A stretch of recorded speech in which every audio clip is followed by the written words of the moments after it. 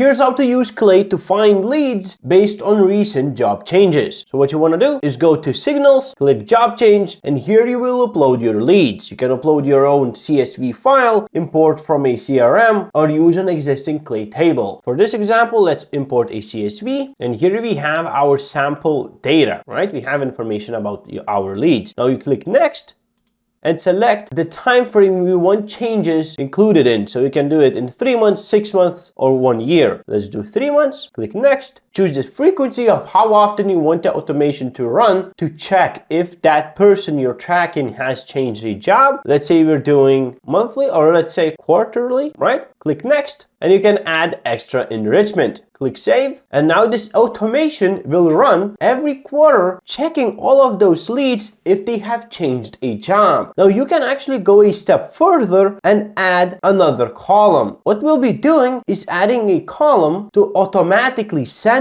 any lead that has changed a job into a live cold email sequence. To do that, click Add Column, Add Enrichment, write Salesforce, select Add Lead to an existing sequence, and here you'll be able to map all of this stuff out. You first add the account, you go to Salesforce, go to Settings, go to Integrations, go to Clay, copy the API key, just don't share it with anyone, paste the API key here, API key, save it.